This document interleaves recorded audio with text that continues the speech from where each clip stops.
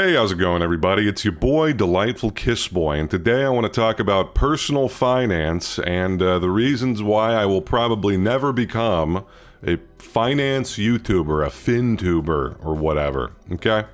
Yeah, I just wanted to yap about this a bit. I'm not sure exactly where I want to go with this discussion, but we're just gonna talk, man. Let's talk about it. So yeah, personal finance, a very important topic that can kind of be boiled down to a few essential points they'll get into later, but I'm going to talk kind of about my experience with personal finance and learning more about it on YouTube, all right? So for those who don't know, I went to college, and when I was in college, I was racking up some student debt, right? Which I wasn't really tracking. So I'll say, like, in like high school and college, I didn't know much at all about personal finance. I had like a bank account and a credit card, and I was making some amount of money. I had some amount of money saved up before I went into college. Not much, talking like a couple $1,000s maybe, if that. And then when I got into college, I had a job. I used to work at a library while I was a student there, picking up extra hours, working those closing shifts, bud. I actually had a pretty good time doing that. That was a great gig. Way better than working in food services, let me tell you. Putting books away, I can do that, man. Manning a desk and telling people where the bathroom is, I can do that. Maybe I'll make a video where I talk about funny stories from when I was a library assistant. But anyway, I'm getting sidetracked. So I had a job, you know, I was kind of, being frugal, obviously. I was trying to be, cheap with the money that I was spending on food, that sort of a thing, because I wasn't making much money, and I was in debt, and like where I was living, I didn't want it to be very expensive, that sort of a thing, but I didn't really keep an eye on, like, the debt amount. I was just like, well, I'm going to go to college, I'm going to deal with the debt when I get out. So I came out of school with about $22,000 to $23,000 in debt. Now, the junior year of my time in school, I actually had an internship that paid pretty well, so I was able to rack up a good amount of money from that, which I saved, and so I had like a small chunk of change as I was coming out of school. On top of that, my job offered me like a signing bonus with the return offer for that internship that I had, and so I was able to get like a big chunk of change pretty early on, and so I was able to pay that debt off pretty quick, which I did, which in hindsight I probably should have kept it around, as I learned later, because it was a low interest debt, right? And it was I had like Stafford loans, that sort of a thing, and so they had pretty low interest rates, so I could have probably just sat on it, but at the time I was like, debt is bad, which, is fair. I don't think that there's anything necessarily wrong with prioritizing paying off debt, even if it is low interest, but it's just like, there are probably better things I could be doing with that money at the time, but I basically knew nothing about investing, right? And so I started just kind of working at my job, and I was putting the money in my 401k. I was like maxing that out so that I could get the max match from the company I was working at. So like that made sense to me.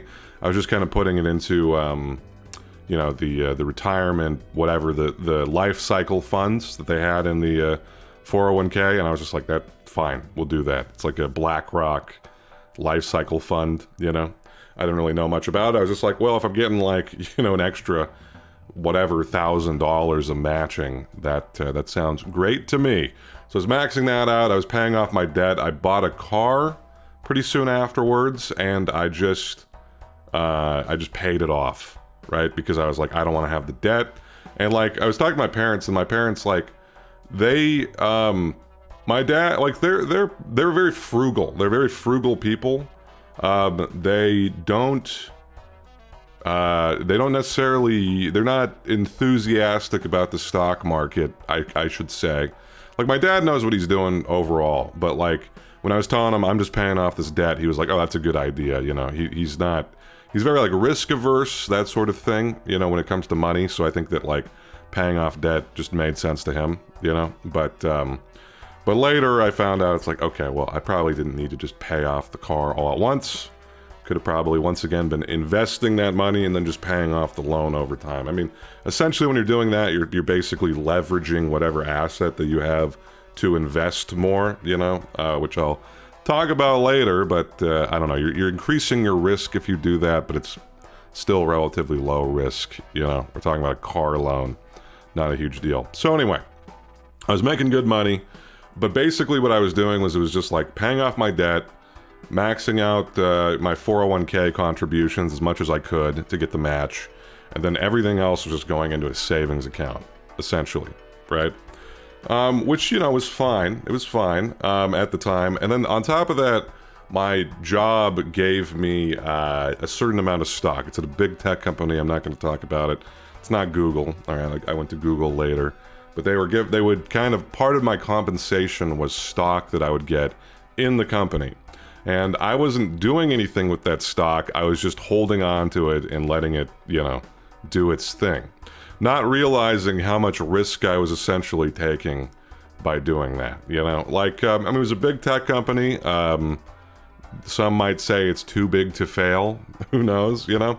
But, like, at the same time, it's just like there's no reason why I should hold stock, individual stocks, in the company I work for, because that is a tremendous amount of risk. Because it's like, if something bad happens, I could end up losing my job and all of my stock in that company plummeting, right? And then I'm down a lot. I'm down a lot, you know? So not my best idea.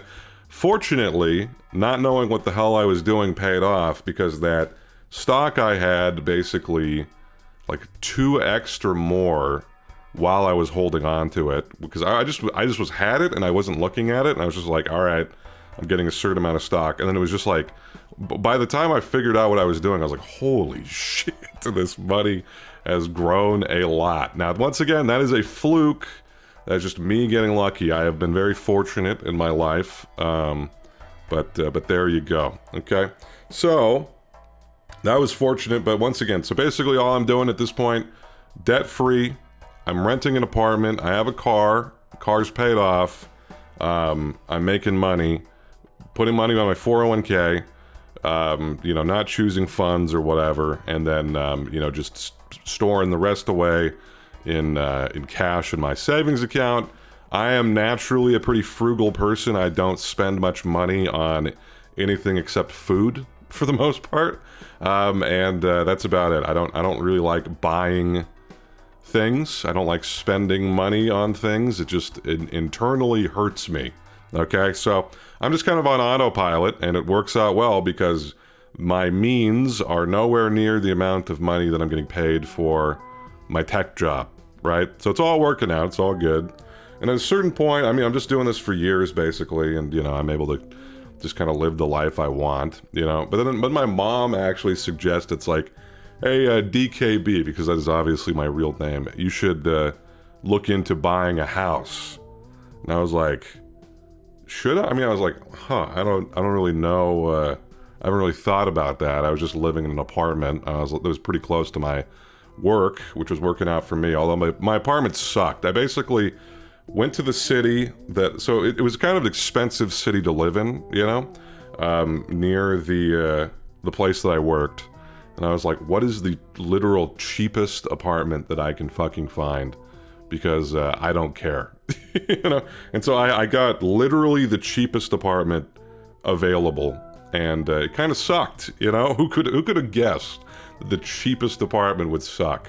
Not me, but I still lived in that fucking thing for like years, all right? There was a I won't get into details about it, or I'll just say that there were some incidents that involved water, and let me just say, okay, I'll get into this one. I got to give you an idea what I was working with here.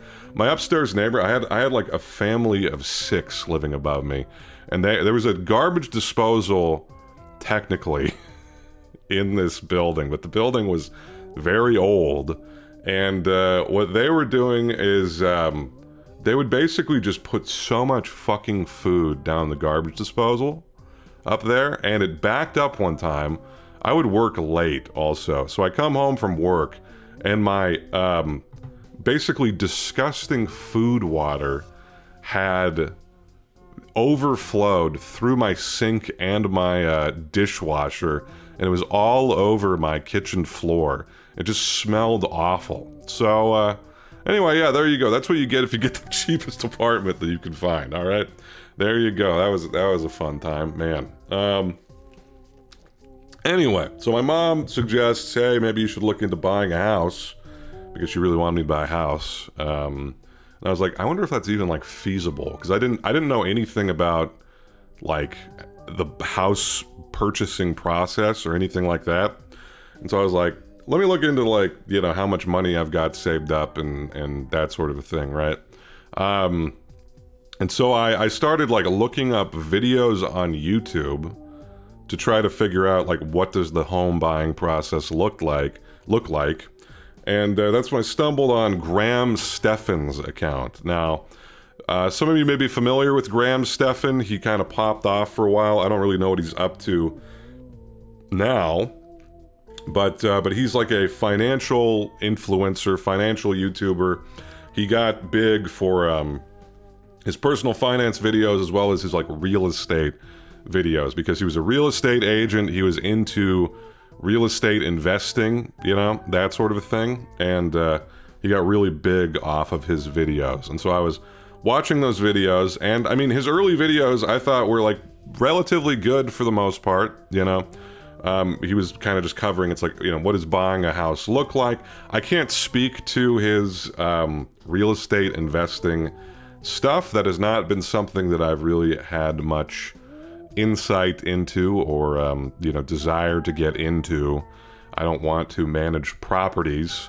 That sounds annoying, and I, you know, there's the stigmas, we'll say. I'm not going to get into it about landlords, right? And that sort of shit. Whatever. I'm not here to get into that today. Okay?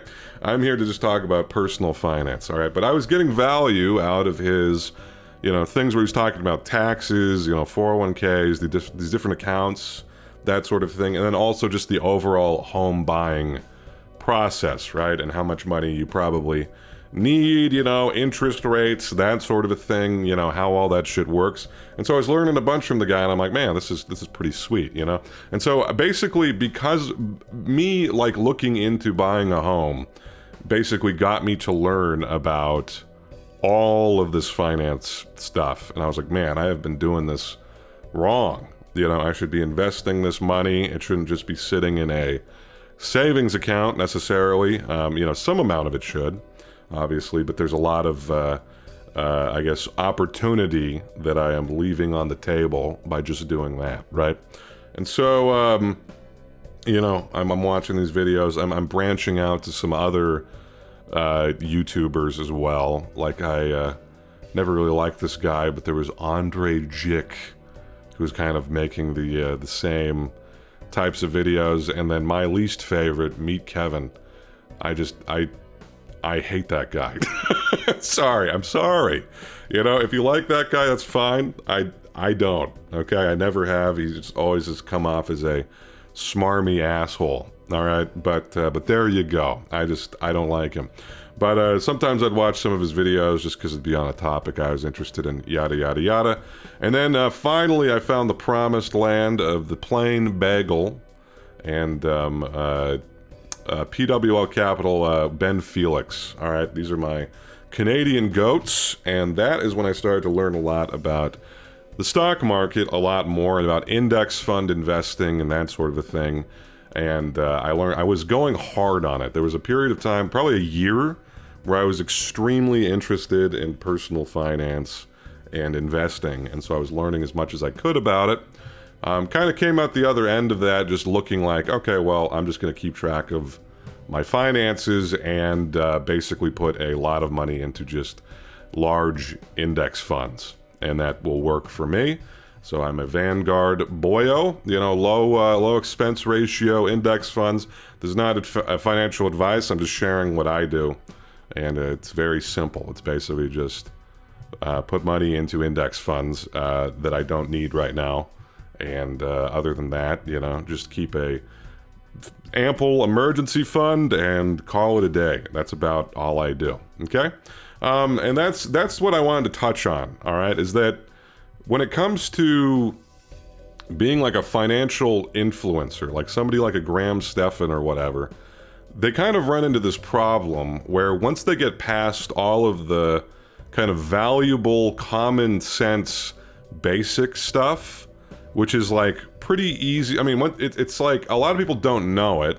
You know, I didn't know it. I was young, hadn't really learned any of that shit. Kind of once you're learning like taxes, credit cards, you know, different accounts, like, you know, 401ks, that sort of thing, you know, savings goals, all that sort of stuff. Once you get past that, there isn't that much useful shit to talk about. And then a lot of these channels kind of devolve into, like, adding unnecessary complexity to these topics. So, like, for example, I know Andre Jick got into crypto, which, let me tell you, I am not a crypto fan. Sorry if you are. I loathe it. All right, I'm sorry. Don't like it, and I don't have any crypto. So there you go. If you want to know my opinions on it, I would not recommend that you put any money into crypto. You know, I'm a tech boy. I do not see the value at all. Okay? And I learned a lot about it. Maybe I'll make another video where I talk about crypto. But there you go. I mean, there are certain fringe use cases where I can kind of see it maybe coming into play, but that is certainly not the reason why they are being speculated on. All right. So anyway, so they basically, you know, they branch out into these more fringe topics like stock picking, and I don't know, like fucking Graham Stephan was like, I bought a bank or whatever. He was investing in like yada. You know, they're basically looking for more and more content because the basic shit is pretty boring and done with, you know? And that's kind of what happens with a lot of these channels, and it's what happens with gambling channels as well, actually. So basically, like, if you look at a dedicated gambling channel, they tend to start off with the most basic stuff, like how to play the game, which bets are better than other bets, that sort of a thing, and then they just devolve into more and more complex and convoluted systems that don't actually give you any value. They just are, there's something to talk about and point at in a video so they can continue to grind out content. Channels that come to mind: Casino Quest, what's their associated channel, the Dealer School one, where they basically just cover a bunch of roulette betting strategies. There's Color Up, which is a craps gambling channel where, you know, once again, in a lot of these videos, they'll say, you know, like, this is for fun or whatever, but it's just like, they're just analyzing a bunch of nonsense, right? And it's the same kind of thing with these finance channels. It'd be like stock picking, which is not a reliable way for people to be making money in the stock market, and they're just kind of doing it because what you can do is you can start to cover all of these individual fringe topics. When you start talking about stock picking, all of a sudden there's a huge amount of information that you can bullshit about all day, you know. But the fact of the matter is, when you look at the data, people who pick stocks are basically just gambling. So stock picking, day trading, anything like that, by the numbers, is not favorable to a retail investor. When I say retail investor, I'm talking about you and me. But because it's a talking point, these channels will kind of cling on to these fringe topics and drive them into the ground, even though they're providing basically no value to the viewer, you know, because they've covered all of the valuable shit already.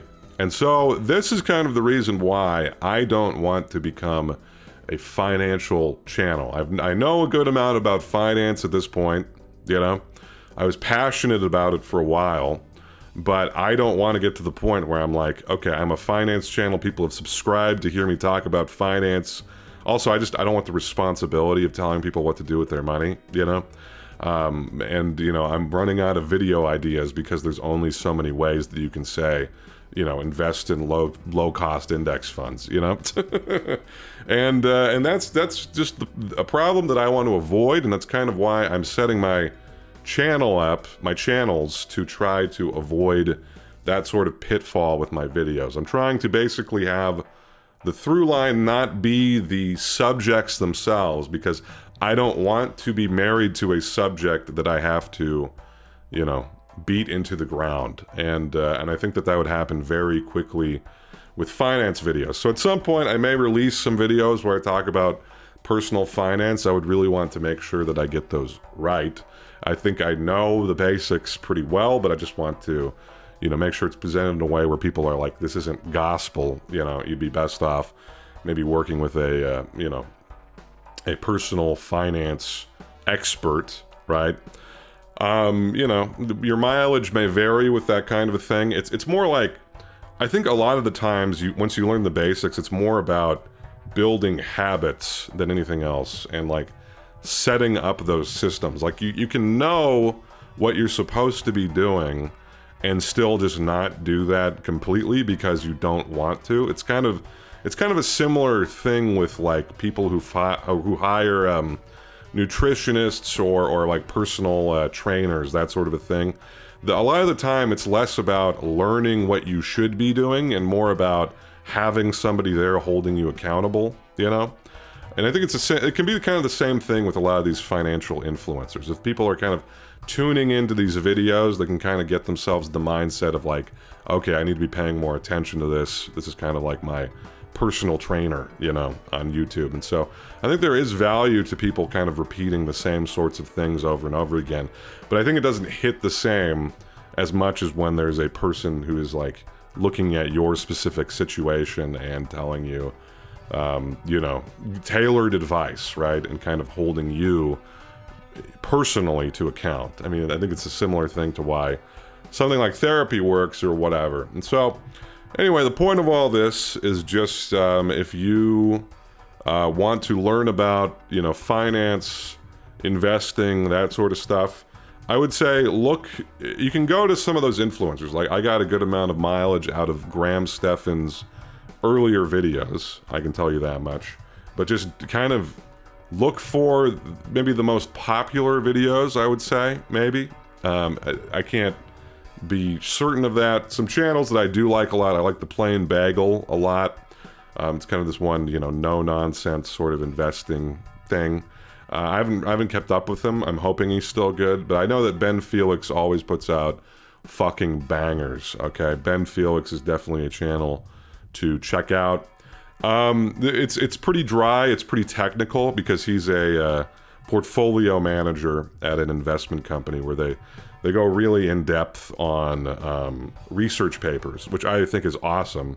It's some of my favorite content out there, but it's not a starting point necessarily. I think there are certain videos of his where he kind of starts with a kind of a beginner's look, but you have to look around for those because it's very in-depth stuff, which I appreciate. I appreciate learning about it. But I can tell you that mostly like my conclusion coming out of those videos is just broadly diversified low-cost index funds with a slight tilt to certain things that you're trying to target necessarily, you know. So he talks about this kind of 5-factor model from Fama and French, which has been kind of academically like praised. It's a kind of a framework, a theoretical framework for looking at kind of explaining why certain stock returns, basically why certain stocks on average return more than other stocks, and kind of bucketing them into these different categories. And I'm trying to remember what the 5 factors are. There's like, I think it's market risk, size risk, value risk, investment risk, and what's the other one? Profitability risk. Okay, so there's basically like these different, so when you're talking about like stocks or whatever, there's these different there's different data involved with these different companies, right?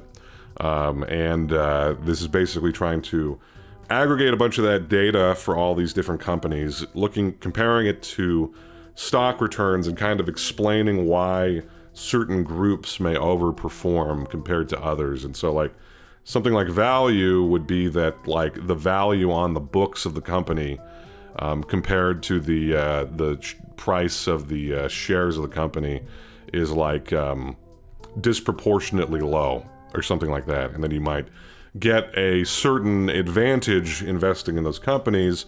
But the explanation for why basically what they're assuming is that they're assuming that there are enough actors in the market that they're acting close to rationally, like game theory wise. And they're saying that it's not that these stocks are underpriced, there's a different type of risk that is causing these stocks to tend to overperform because you're risking like losing more money on these stocks. That's kind of the general high-level explanation of this. It's very interesting, you know, it's very interesting, but it's just like you kind of get to a point where you realize it's very difficult to implement strategies that take advantage of this sort of a thing in your own personal investing, you know?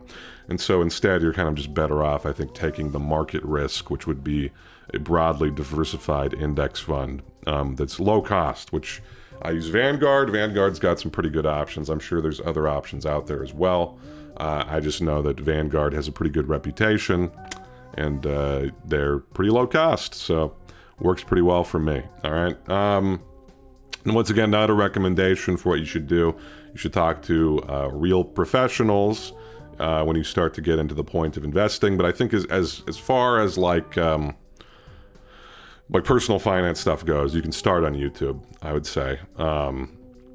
But yeah, that's kind of where I'm at. I'll talk about finance potentially. Don't want to become a finance expert at all because I'm not, you know. And I'm just going to pivot from topic to topic. I don't any given subject. I don't want to beat it into the ground. I want to pivot. So like after gambling, for example, like there's only so much I can talk about with these gambling games, and so I'm not going to force myself to talk about shit that I don't find interesting. And so like I can see myself after gambling, you know, getting more into video game analysis, board game analysis, that sort of a thing. Just pivot from topic to topic to topic. Keep it fresh for me, you know. And I think as long as I'm kind of keeping it fresh for me, sure, I'm going to lose subscribers. When I switch from topic to topic, I'm going to lose subscribers or people who keep tuning in. But like, who cares, man? I'm going to gain some new audience, you know. I think that will keep me invested in the game, buddy. And I don't know. I don't want to fall into the pitfall of some of these channels. And I think when they fall into that, they start to get kind of stagnant anyway. And that's its own can of worms. But anyway, yeah, I'm trying to think if there's anything else I want to talk about on the subject of personal finance. Nothing's come to mind, really. I would say, as far as stock picking goes, yada, yada, yada. Nah, that's about it. I think that's about all I want to cover. So let me know if you have any questions down below. And yeah, there you go. All right, have a good one, y'all. Bye-bye.